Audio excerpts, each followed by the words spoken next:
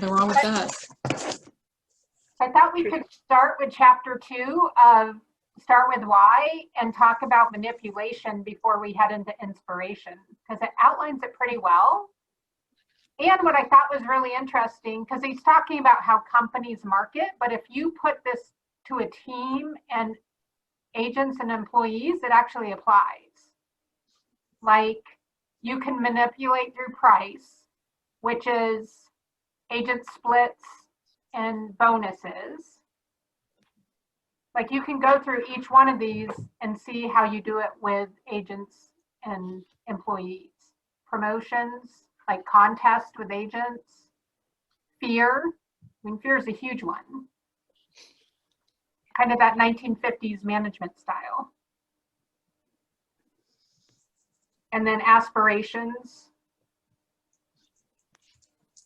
So I thought it was really interesting when I went back and looked, just because this chapter is labeled manipulation versus inspiration. I'm like, oh, I'm going to look at this in a different light. And I found it super interesting. I love, since we're talking about the book, I love that it talks about, like, when companies don't know their own why, like if they don't know why their customers are their customers, or let's just like sub in agents or ops staff, like if you don't know why your team members are your team members, then they tend to rely on a disproportionate number of manipulations to get what they need. So now that's when you're talking about like competitions, or we're all going to go on a cruise, or a bonus per whatever. Like, not that those are inherently bad, but if you're not like inspiring your people to do more, be more, have more every day, then what you're actually relying on is the manipulation. Like, how do I get you to do more through manipulating you, whether that's money or whatever. So it does all start with why in that case, because if you don't know why your team members are your team members, then you've got to manipulate them, or you're probably using a lot of manipulations versus inspiring them to behave. Yeah. And it's really easy, like they say in the book, to go to the manipulation, because the other one takes a little bit of work. Like, you really have to know every agent on your team and what motivates every agent individually. I think it's a great place to start. Probably should change the word motivate to inspire. Because we don't actually motivate, right? We motivate. Yeah. So inspire. I was looking at it as manipulation to me is very much the symptom and not necessarily like the illness, the cause, right? So it's the smoke when there's an underlying fire. And I think the manipulation really comes into play around the expectations and setting it coming out of career visioning. So I agree with what you guys are saying. I think starting with why, knowing that is certainly, I mean, the foundational piece of your business, because that goes into career visioning of who you're hiring, why we're hiring them, why would they join our team. At the end of the day, when we don't set those clear expectations and we're not confident in our expectations, we go into manipulation because we don't know how to inspire, because we haven't set it from the very get-go, right? So I don't know if I would consider a bonus, maybe like a temporary bonus, but if it's part of your package, I don't know if it would be there as much as like, if I was like, hey, run an instant contest like Megan said, that I very much so think that is. And I think we've all been there where, for me, I think of times in my life, right, where you're not real clear and you're not sure if it was clear to the other person what you want, or it seems like they're not following you.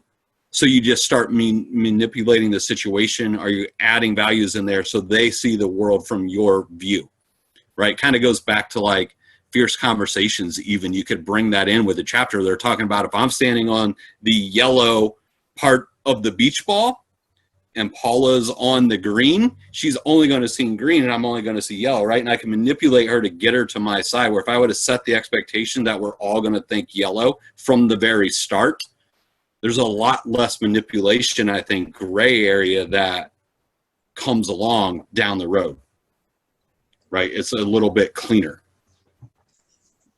That is so well spoken, Zach. It all Really? starts right in the beginning. Yeah. And how many of us bring agents on our team before we even think about the standards or expectations? So we're not communicating them up front. Yeah, so it shows up because you start hearing things like, well, I'm having a hard time getting the agents to lead gen. Or on a more simpler note, I'm having a hard time for them to use the CRM we're paying for, right? So we manipulate. We run a contest, we'll be like, hey, let's do pizza and Red Bulls and let's get together and call. Yeah. Right, or enter notes.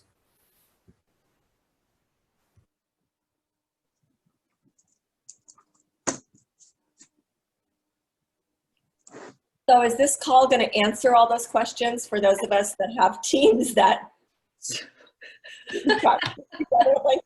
That's a great question. Yeah. Yes, Sally, we know all those answers and we're about to share them with you. Sure. I thought that's why we invited Sally. I was waiting for her. I thought she was supposed to bring those answers.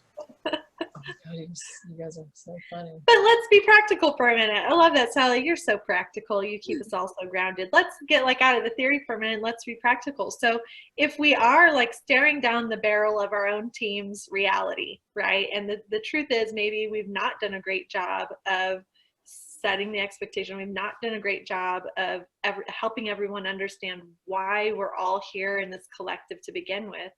What is one thing that you could do to start to get away from manipulation and into inspiration?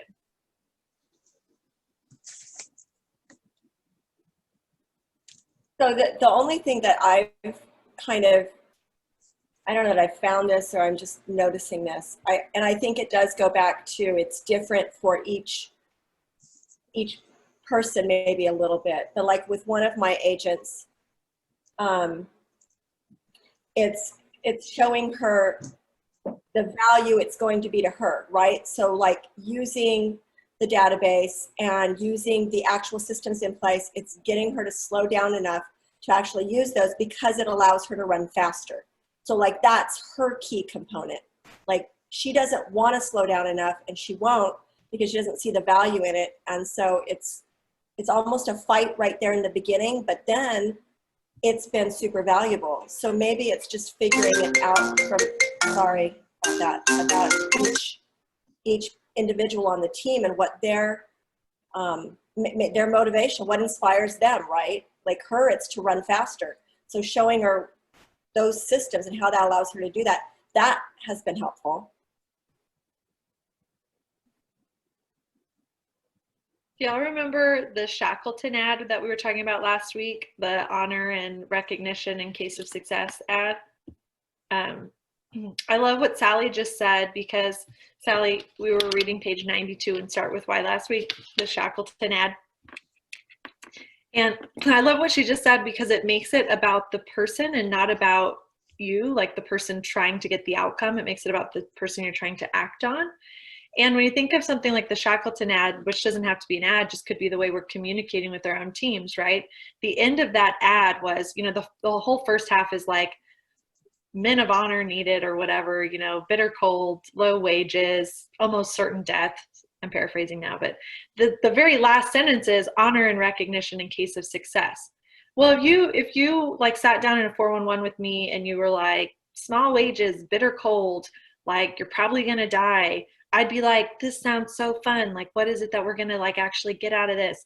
And then the last sentence you said was honor and recognition in case of success. I'd be why would I care? Who cares? But if you ended that sentence with you might see penguins and whales every day, I'd be I'm totally down. Near certain death for penguins and whales every day, count me in.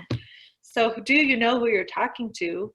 And how do you end the sentence? Because the first half is the same. Bitter cold, near death, on the phones for 3 hours, whatever it is.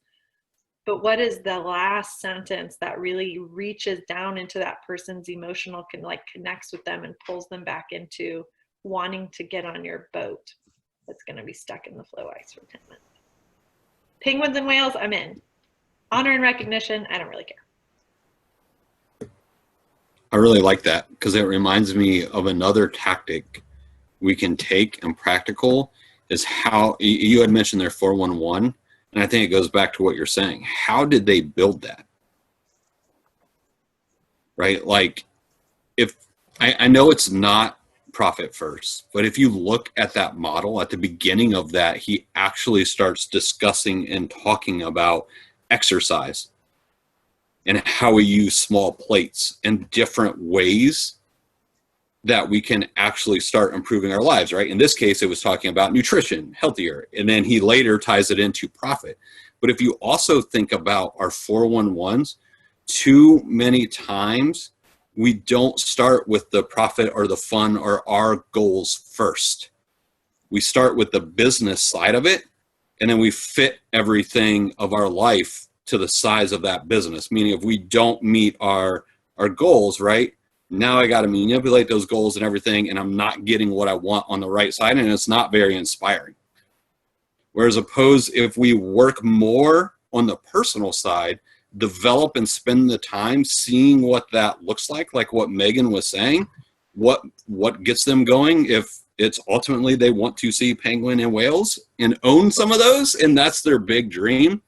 I think it's much more inspiring, right, to then work out a plan that supports that the goals. And it's going to take less willpower to be able to do that too when we're focused on that side and what we need to do.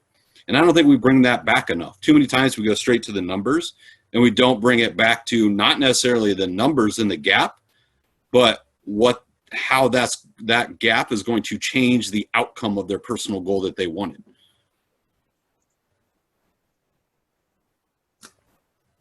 So as all these teams are getting together to do 2021 planning, what does that look like, Zach?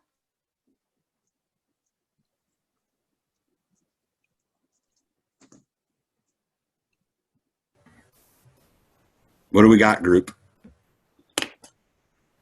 There's some brilliant minds out there I would love to hear from. Talking about you, Kathy. Our planning meeting is in October. That's a start, right? Plan the planning meeting. It is a start. That is a start. Something that we did a lot in our retreats was we started off with kind of like the future self, even before we talked about what we'd done the past year and what our goals were going to be the next year. And I think that helps everyone understand where each individual is coming from, and that way we can better support them in what that goal is that they're going to decide. Sally, you and I were talking about this week, right? Like, what's the vision of a future that doesn't exist yet? Like, that's what might be missing, both for the team, but also for the individual. Like, what's your vision for your future that does not yet exist? And how are we going to get you to it?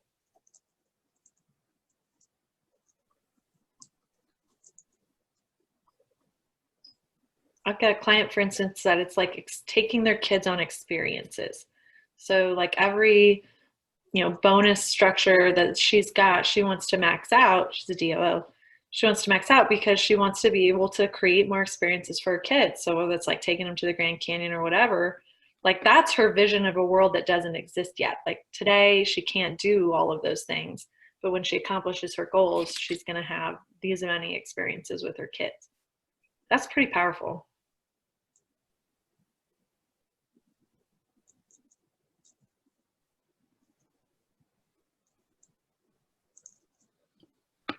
We do a planning with our team every year.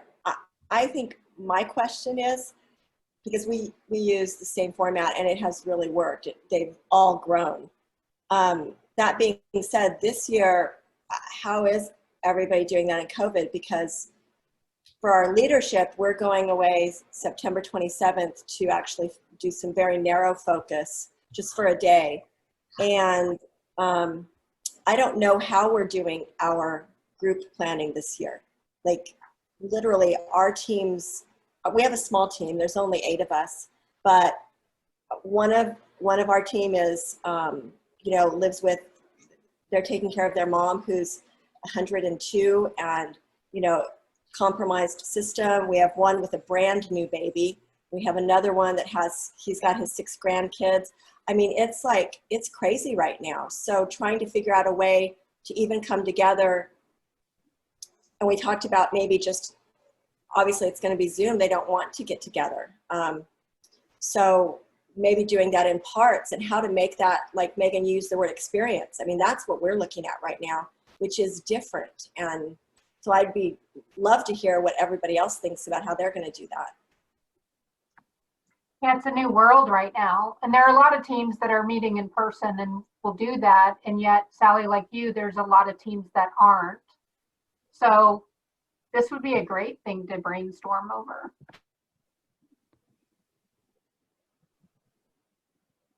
What have you guys done in the past that's worked for you to get a goal to individuals to meet the goal of the team?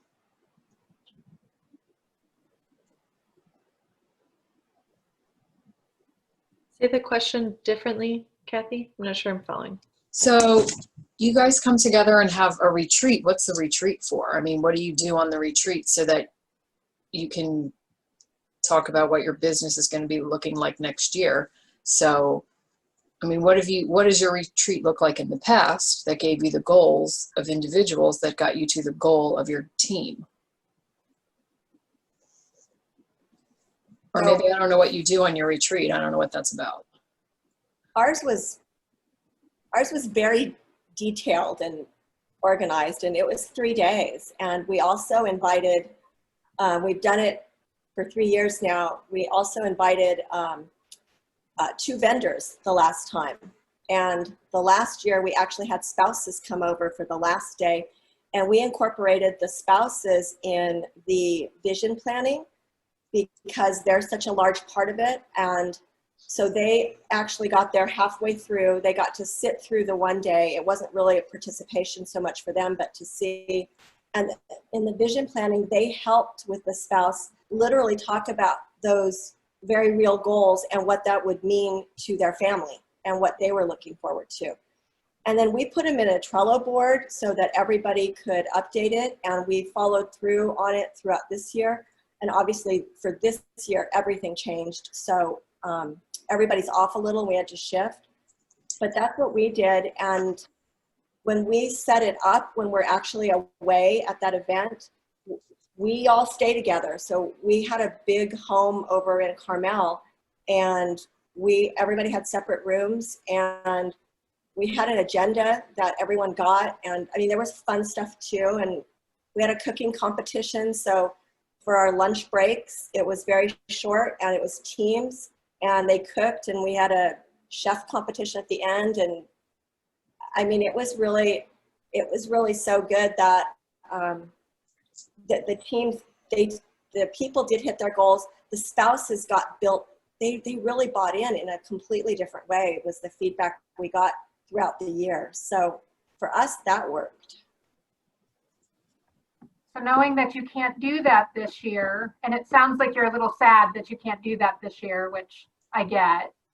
So knowing that you can't do that this year, how can you modify it to really accomplish the same thing? Well, that's what we've looked at. And those that feel comfortable, we're looking at maybe doing something at Jennifer and Brian's house for an evening kind of a event. And then just a short time, so we're not there like the whole day. But again, it will be very specific, like the things we'll talk about, and I send that out in advance. And then those that aren't comfortable even being there, we would have them on Zoom at the same time so they could participate. And maybe breaking it up is what we looked at. So maybe not a whole long period of time, but maybe 3 different times. And again, we're still playing with it. And I'm sending out a Survey Monkey to ask the team, like, here's some ideas. What do you guys think? So. Which is a great example of inspiration versus manipulation by having the team participate in the plan. Since last year, so much of your stuff was like truly team and relationship building. if you like knowing that that is going to be harder this year, if you had to just pick like one thing that you could leave your fall retreats with, like not just Sally, anybody, like what is the result that you would want to leave the retreat time having accomplished?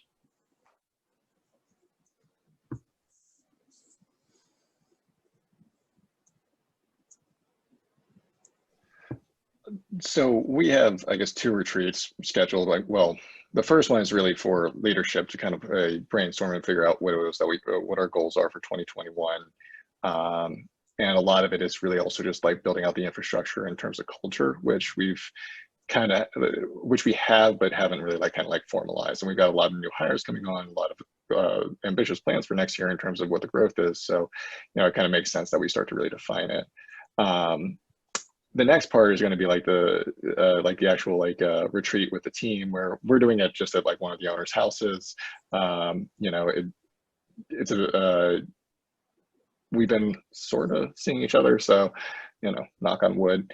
But as far as just like us actually like kind of like what we want to get out of it is really like inspire and motivate like the team to feel really good about what they're seeing, not just in 2021 or 2022, but like really cast out to 2025. It's just like, here's where we're going. And in a sense, it's also to sort of build like really set out like this is the ambition. It's not to be kind of just like get 15% better. It's to double what we're doing, almost double what we're doing. And then it's like, to 10x it in 5 years, and like, see an org chart that when you look at it, it's like, oh my God, like this is, this one little corner is like twice the size of our team now, right? And, it builds in conjunction with the culture in a sense where it's not just, there is a little bit of intimidation to it.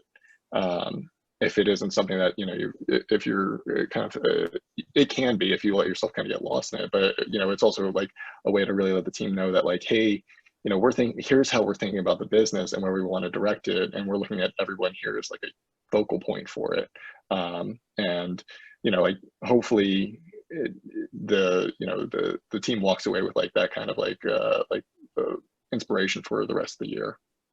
Let's take Jonathan as a case study real quick, and like I'll look at this in this way. So whether we were COVID or not, right, we would want to know what result we want to get from the activity we're about to do. For Jonathan's is vision casting. Like everyone has this big inspirational vision of the someday place, like the world they're creating that doesn't exist yet. So then if we know the result, then the question is, no matter what year it is, what experience do we need to design in order to get that outcome? So let's take vision. How would we design an experience where the result is vision casting and big thinking?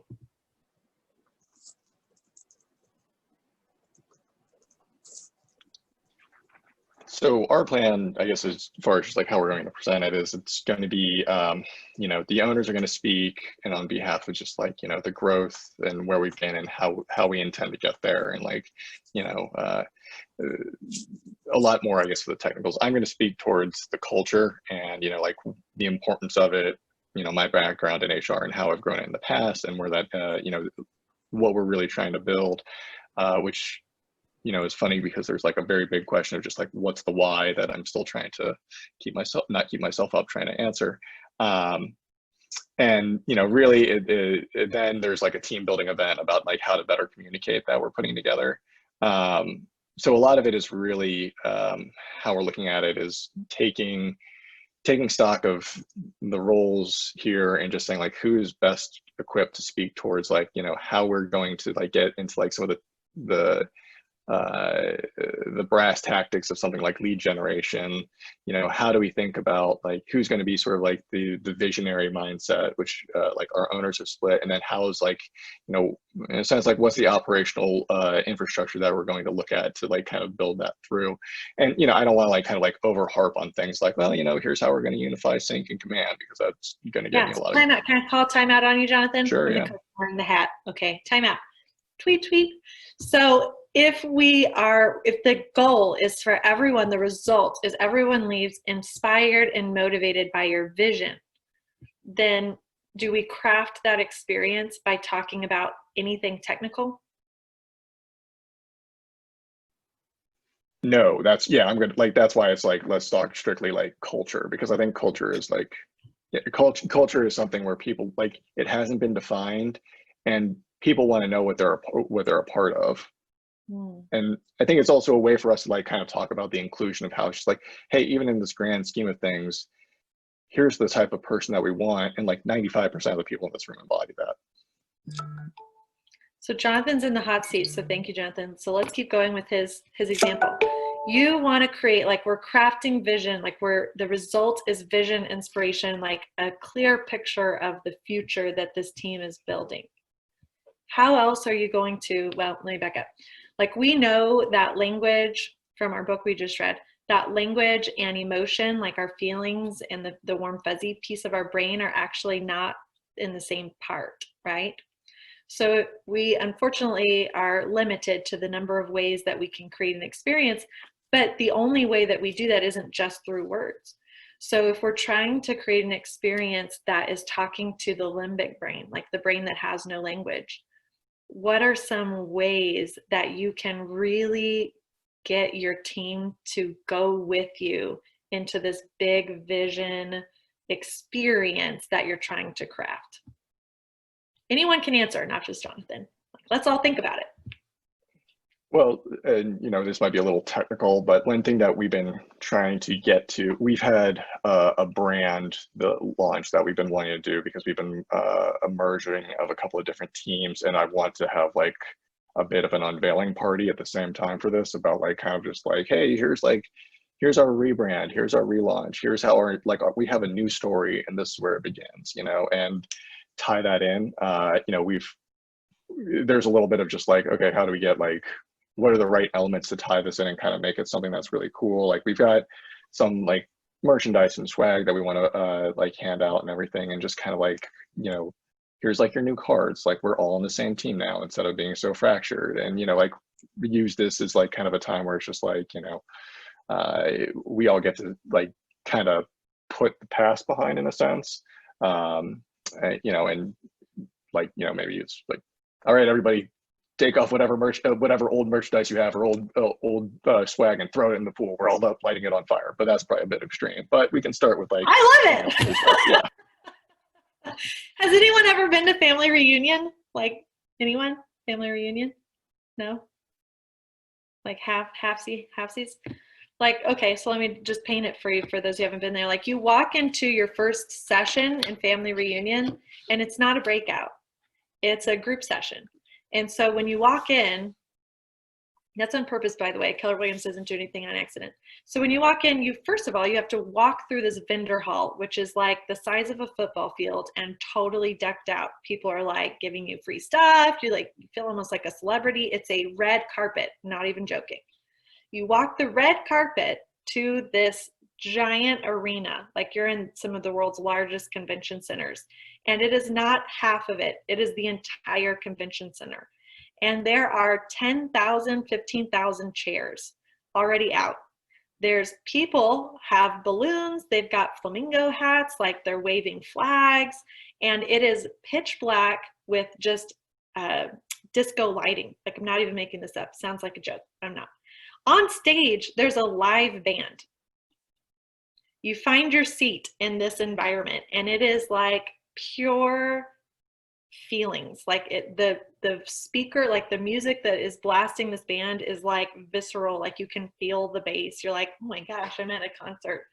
You get in your seat, and the first thing that you see is not like someone come out and say, hey, thanks for coming to family reunion.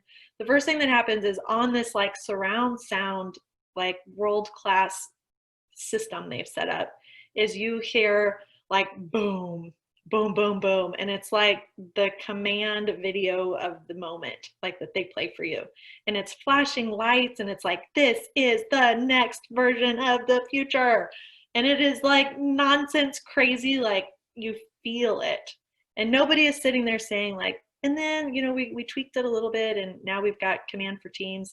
Like, you will not see that at all. And at Mega Camp, you'll see some of the same videos they would have normally played, but you won't feel it. there will be no emotional experience, because they craft family reunion to be this incredible emotional, like it's a limbic brain experience.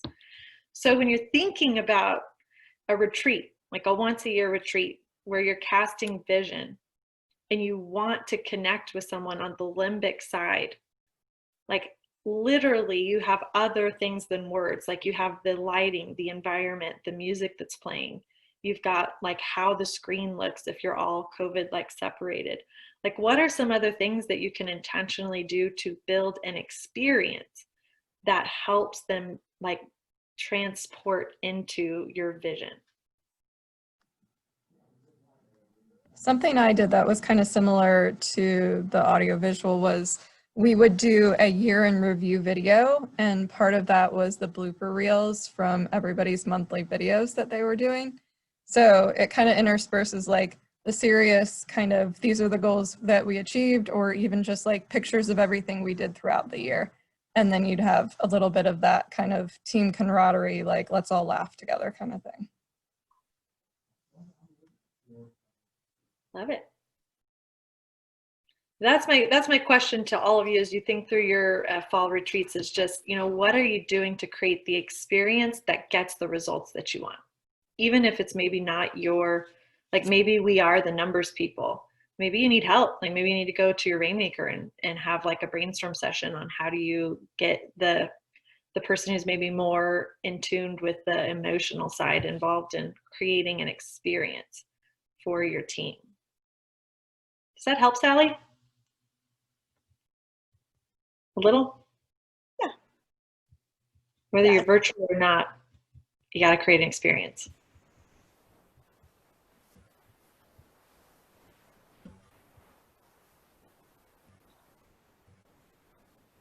Zach, you want to bring it home with the third R? Results, experience. Yes, relationships, right? That we're building and we're working towards. Yes and no. I would like to pivot. I would like to pivot, and I'll tell you why. One practical thing I have seen is, I will just say, this is a side note, because Megan, you nailed it. Like, that was spot on. So I don't think anything needs added to that. As a side note, I would say, really challenge yourself where we're limiting, where our own limiting beliefs are blocking what we can do. Like, people are like, oh, we had lunch together. And my question is, so you can't DoorDash together, or the team can't like create DoorDash and have it sent and arrived or scheduled, or have these meals still together to have that type of environment to where, I know it's not the same, but we're still pushing it. So that's my first thing is, let's change a lot of our no's because of our perceived, like of just how we're perceiving our world in COVID. And let's first start with yes, and how would that work? Right? And then seeing what we can manipulate from what we did before and how we make it work in there to tie into what Megan's doing. So changing all of those no's and just say, if we did everything the way we did it last year, how would we do that now with the restrictions that we may have? Man, that's such a cool idea. Like, can you imagine if everybody's doorbell rang at the same time and it's like Tips Treats? I don't know if you'll have that where you are. It's like some amazing surprise, you know, warm cookies. I don't know. What is there? Uber Eats? I mean, I'm not very up to date on this. There's Uber Eats, there's DoorDash. I mean, Domino. I don't know. There's got to be something where it's near everyone, where we could at least have some type of community. The person I wanted to hear from before I speak is Laura. And I'll tell you why.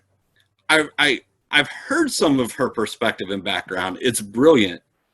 Also a teacher, right? So when it comes to the inspiration and manipulation, I feel like she has a great perspective we should hear. So I don't know if she'd be willing to share. I really feel like she should. And then I can wrap up with relationships.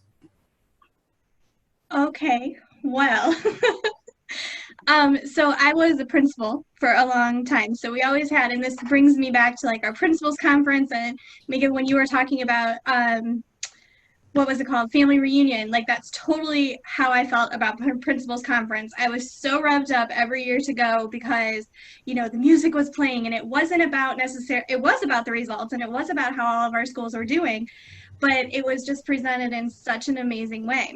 So my goal was always to take that back to my teachers for, you know, I can't stand meetings where you go and all people do are read off of notebooks and say, okay, we have to do this, we have to do this, and you have to do that.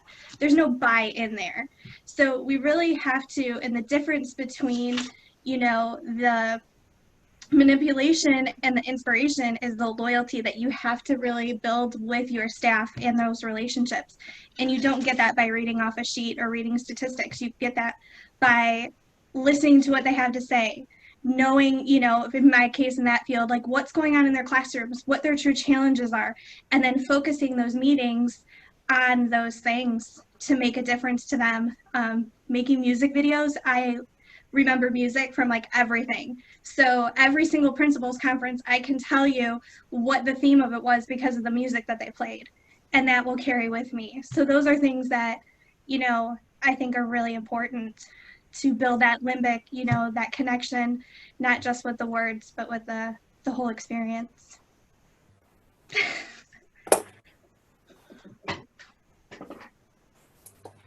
Awesome. What do we think? Who else? I think too, Sally, you guys could still do those cooking things that you guys love to do. You know, have everybody pick a recipe that they want to do. And, you know, you guys can all set up your iPads and cook together, even though you're not in the same place, you can still do those things. Or to have, like, everybody have magazines and create those vision boards together. Like, just sit there and have those conversations that you would at a retreat, but you're just virtual. So, like, you're not in the same place physically, but you guys still can be mentally.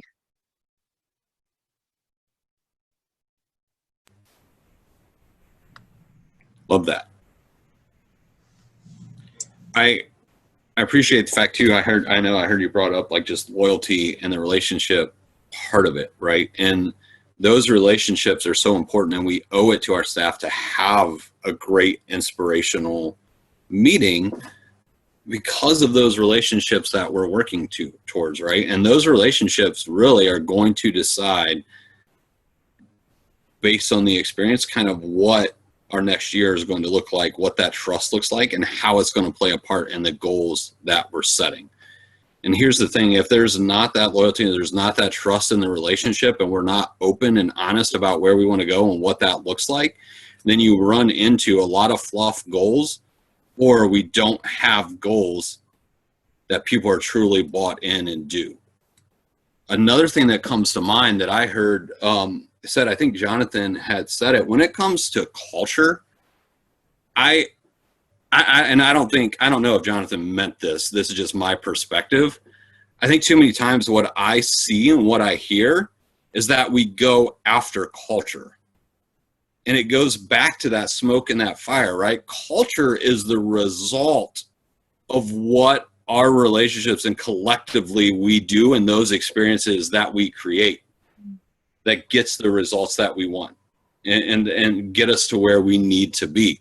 That's then what develops the culture, right? A very clear view of this is a winning culture versus a losing culture, right? I promise you the losing culture did not set out to define what a losing culture would look like.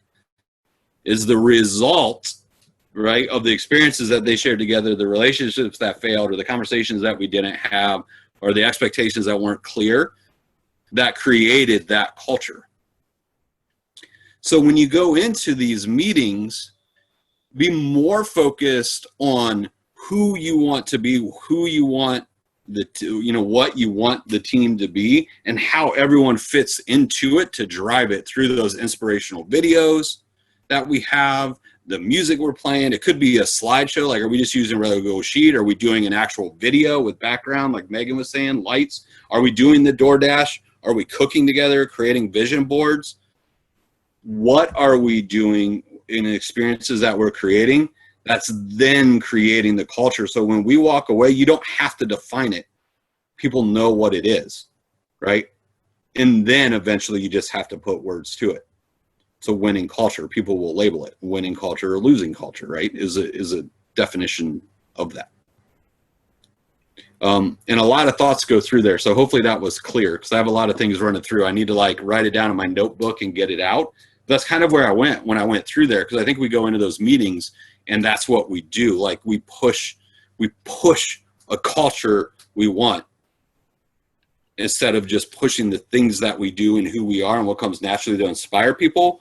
That then the result of the conversation creates a culture and has it. I like what you just said, Zach, because you can't force the creation of something.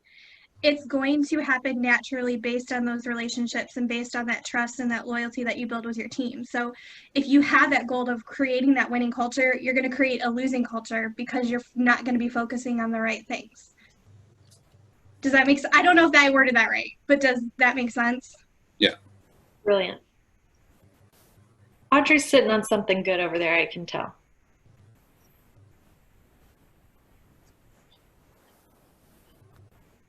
I think it was just the realization that if you, like to what Zach was saying, if you're going to try and like roll out, this is what our culture is, it's not going to be as effective if you just lead people down the road. So I was just, this is my second week with the team. So I was just thinking about ways that I can instill that and do that in what I'm doing right now. So it's beneficial. I think before, like, on my last team, we developed our culture and like we did the whole mastermind as a team, and then everybody kind of knew what it was and we didn't really have to revisit it. So it's just one of those things that I'm kind of retraining myself, like I need to make sure we're doing this again. So.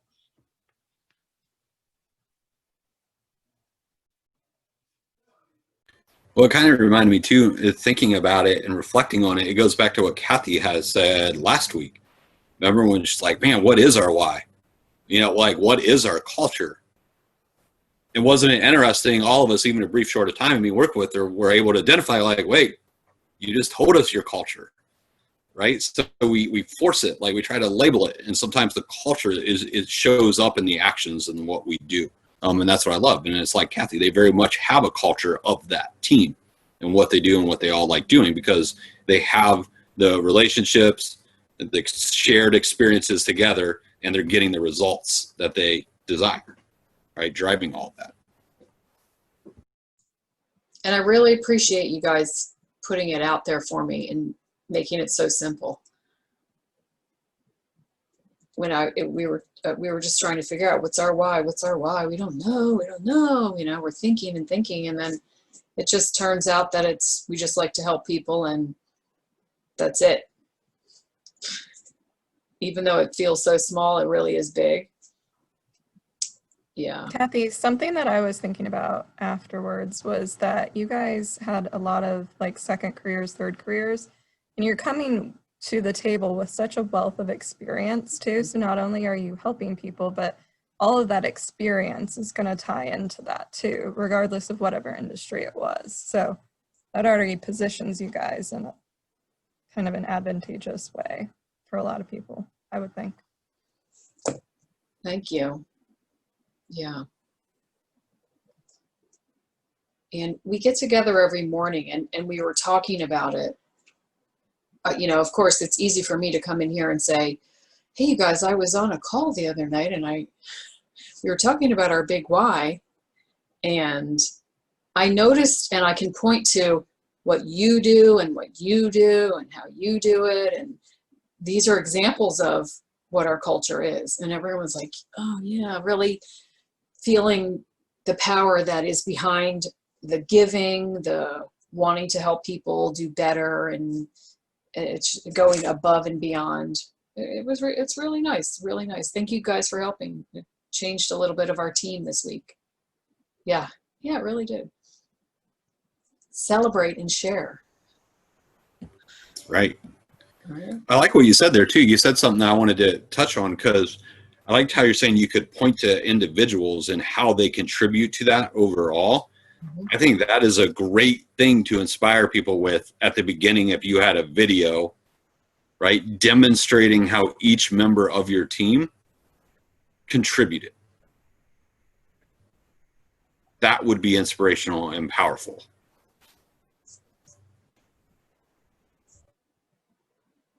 That's a great idea. $1 million idea, Zach Roberts. Yeah. Zach has some doozies. That was Kathy. I just interpreted what she said. It's true. So the beginning of this past year at our, well, last year in October, we decided that we would all, at every staff meeting, we would get together every week and we would write down something that we thought we would want to remember next year. You know, you've seen the little sharing jars. On this day, we helped this person, we did this, we donated a car, blah, blah, whatever. Something that made you feel good so that we're going to open up this box next year and start reading it. Well, we did it January, February, March 15th, we left the office. I went back there today. I'm like, hey, you guys, we haven't done this in months. Anybody want to put anything in the jar to contribute? So when we come to our meeting next year in January, we can be like, wow, remember that? It was so great. We were out of the office for 5 months. Oh. No, we want to forget it.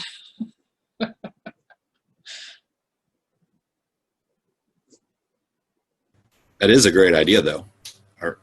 I like that. It was pretty cool.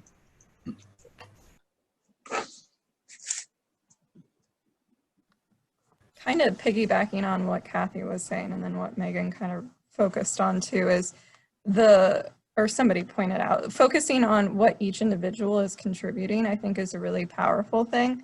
So similar to Kathy with the whole meeting in January, obviously I used to do the business planning and whatnot, but every January we would kind of recap and say, like, this is how you contributed and whatnot. And it wasn't production awards or anything like that, but we identified like the helping hand, you know, the person that was always there, like a shoulder to cry on or whomever, like everybody has their role in the team and we all function better because of that. So I think that's nice to identify that and celebrate that on a regular basis.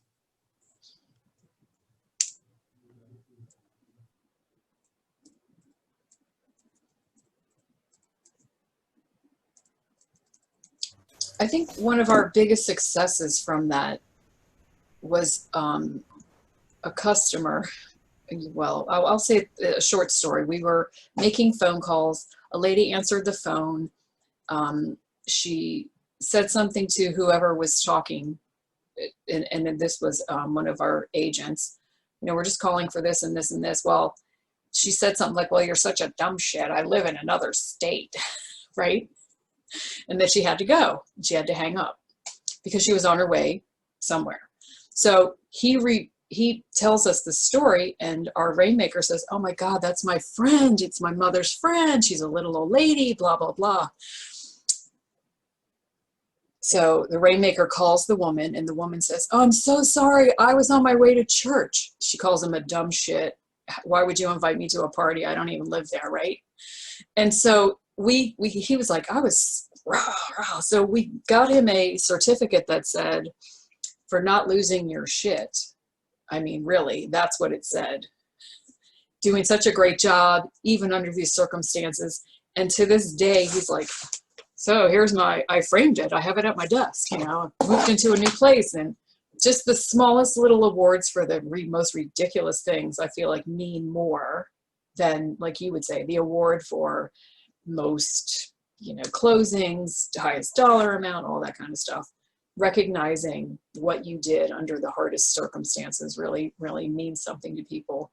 There's a lot of fun giveaways that you can do, but that was just some crazy certificate, really. Yeah.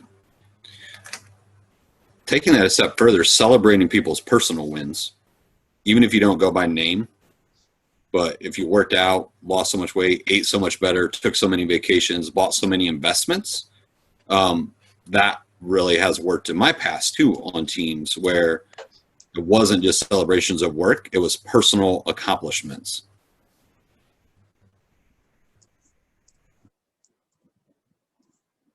I think that really means a lot to people when you recognize something that means something to them in front of other people. Yeah. Well, it shows that you were paying attention. Yeah.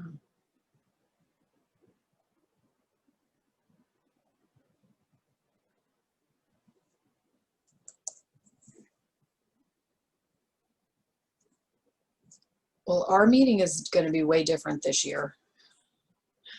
That's for sure.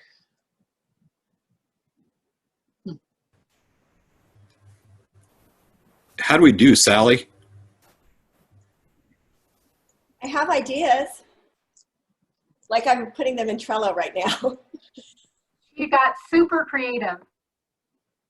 Yeah, I mean, I love some of this. Like some of it's going to be challenging, but I think it would be easy to find out because I love the awards for something that you did funny and loving. And so I wanted to write down or, something you did during COVID. Like I know certain things, I just wanted to put them down while I was thinking about it, that on our staff, my assistant, she texted me about one of our current sellers who's 84 years old and was having some abdominal pain and wasn't feeling good. And Jen texted me, it's like, what do I do? I'm like, well, I said, we know her daughter, maybe we should text her or text her back, or she didn't want to go to the doctor or whatever. And so Jen texted the daughter, took that upon herself, and then called her back after she texted one of our agents who works at Kaiser.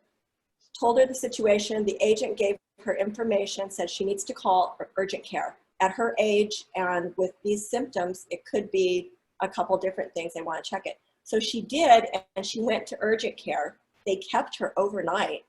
We still don't think she's released today. And the daughter called her and thanked her. So like that could be an award, right? Like just over and above caring for our clients. Like, so things like that is what I wanted to get down. So I love that award idea. I think that's just really fun. Yeah. That fits in super well with y'all's culture too, like Sally. Your team would love that.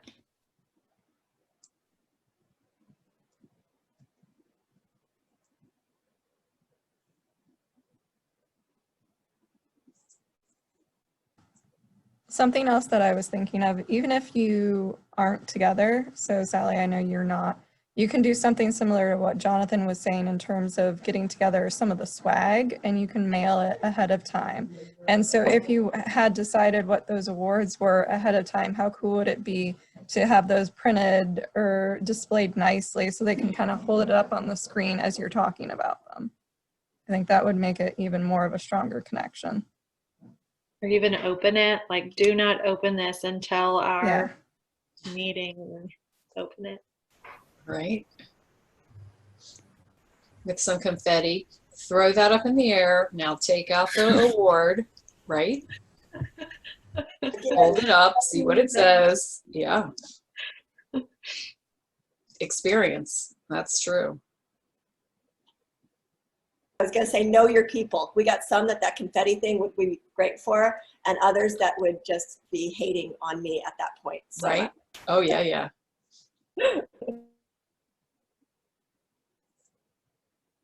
For them, you can give them a balloon to blow up. Blow up a balloon for yourself. And then it's less to clean up.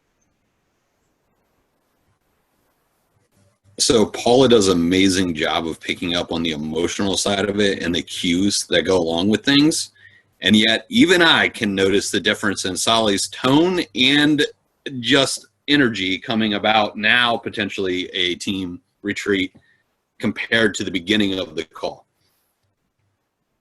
So I hope you all found value in that as well. Yeah. We all enjoyed seeing Sally's transformation. Yeah, I do well when I have goals to build towards and to make happen. So it's when I don't know that it's challenging. So thank y'all. Thursday, let's chat win. Go us. All right, gang. What's our topic next week? What is next week?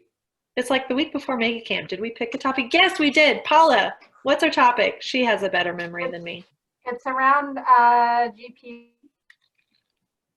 You're muted, Paula. It's around GPS, right?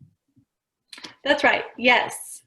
GP, like our business planning, GPS, like the actual brass tacks of it, we'll do next week. And then the week after that will be a mega camp best takeaway. Since there's so many breakouts, like come bring your best takeaway and we'll all share. And then that last week is the book, Founder and Force Multiplier book club. I don't have mine yet. It hasn't come yet. Better come soon. I'm not going to finish it. It's an easy read, so you're good. Oh, good. Okay, gang. It's fun Well- hanging out. Yep. See everyone later. Bye. Thank you.